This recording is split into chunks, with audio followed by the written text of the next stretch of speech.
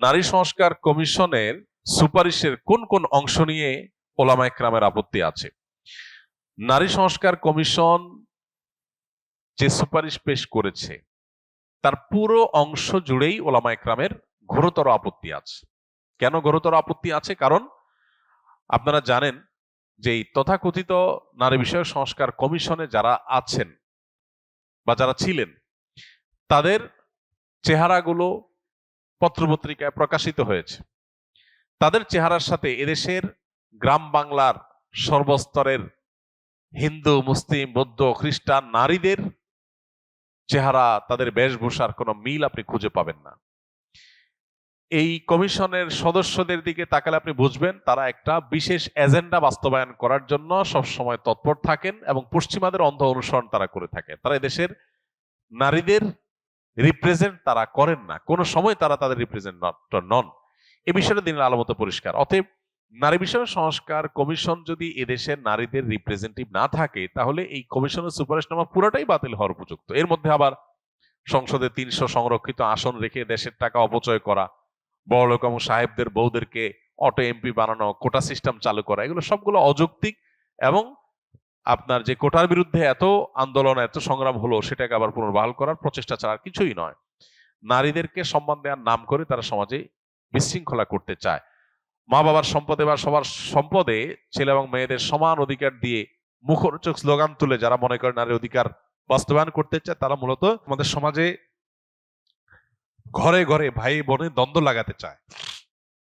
আমাদের সমাজে মেয়েদের জন্য শরীয়ত যতটুকু অংশ রেখেছে পরিত্যক্ত সম্পদে, সেটুকুর কোনো বাস্তবায়ন নাই। ভাই যদি 2 আনা পায়, বোন 1 আনা পাবে। বোনের সেই 1 আনাটা পাওয়ার ব্যবস্থাও আমাদের সমাজে নাই।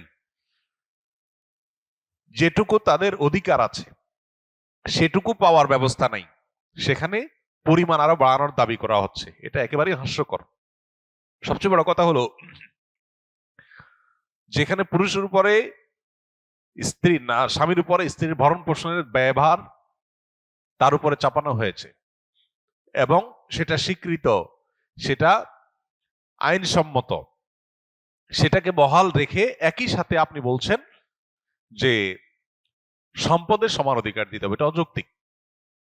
আর সবচেয়ে বড় কথা হলো, পশ্চিমা পৃথিবীর অনেক কালচারকে এখানে চাপিয়ে দেওয়ার চেষ্টা করা হয়েছে এবং ধর্মের বিরুদ্ধে যে প্রোপাগান্ডা এখানে চালানো হয়েছে এদেশের ধার্মিকদের অন্তরে সবচেয়ে বড় আঘাতটা এই কমিশন করেছে।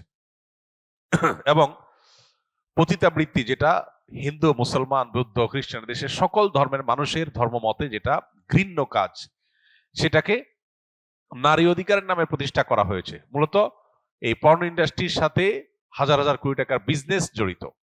এটাকে প্রতিষ্ঠা করবার জন্য মূলত এই তথাকথিত অধিকারের নামে যৌন কর্মীদেরকে প্রতিষ্ঠা করা বা পতিতাবৃত্তিকে প্রতিষ্ঠা করার চেষ্টা করছে। যারা পতিতাবৃত্তিতে যান তারা কোনো দালালের খপ্পরে পড়ে, কোনো বিপদে পড়ে তারা এই পথে এসেছেন। তারা প্রত্যেকটা মানুষ মুক্তি চান। তাদেরকে মুক্তি না দিয়ে বরং অধিকারের নাম করে তাদেরকে সেখানে এস্টাবলিশ করার চেষ্টা, এটা নারীর সবচেয়ে বড় অসম্মান, যেটা এই সংস্কার কমিশন প্রস্তাব করেছে। এবং পুরো সংস্কার প্রস্তাবনার 300 শতাধিক পৃষ্ঠার প্রস্তাবনার পাতায় পাতায় তারা এরকম এই দেশের মানুষের চিন্তা, দর্শন, সংস্কৃতির বিরুদ্ধে যুদ্ধ ঘোষণা করেছে, পশ্চিমা সংস্কৃতিকে এখানে চাপানোর চেষ্টা করছে।